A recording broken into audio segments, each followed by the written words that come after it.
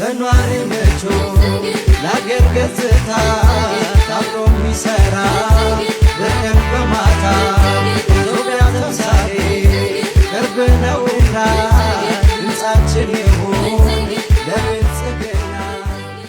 በሕገ መንግስቱ ላይ የጋራ ማንነት መብቶችም ተደንግገዋል።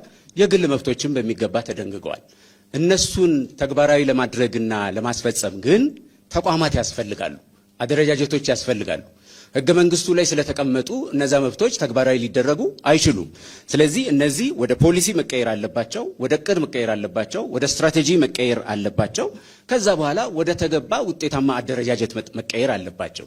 የፌዴራል መንግስቱ የሚፈጽማቸው አሉ፣ የክልል መንግስታት የሚፈጽሟቸው አሉ፣ ከዛ በታች ያሉ የመንግስት መዋቅሮች እና ሌሎች ተቋማት የሚፈጽሟቸው አሉ ማለት ነው። ስለዚህ ተቋም ከሌለ፣ አደረጃጀት ከሌለ፣ የሚያስፈጽም አካል ከሌለ፣ ውጤታማ አሰራሮች፣ አዋጆች፣ ደንቦች፣ መመሪያዎች ከሌሉ ሕገ መንግስት ላይ ስለተቀመጡ ብቻ የሚተገበሩ አይሆንም ማለት ነው።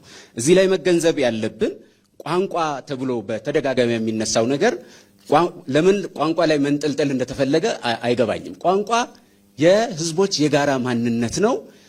ለአስተዳደራዊ አመቺነት ሲባል ተቋማት አንድን ቋንቋ መርጠው ሊገለገሉበት ይችላሉ።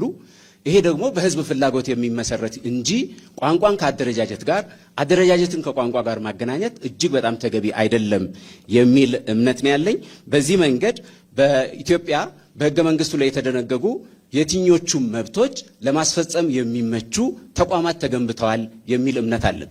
የተቋማቱ ውጤታማነት በየጊዜው እያደገና እየተሻሻለ መሄዱ እንደተጠበቀ ሆኖ በየደረጃው ባሉ አደረጃጀቶች እየተጠናከሩ እየተተገበሩ ይሄዳሉ እነዛ መብቶች የሚል እምነት አለኝ ማለት ነው። ለኗሪ ምቹ ለአገር ገጽታ ታብሮ የሚሰራ በቀን በማታ ኢትዮጵያ ተምሳሌ ቅርብ ነውና ድምፃችን ይሁን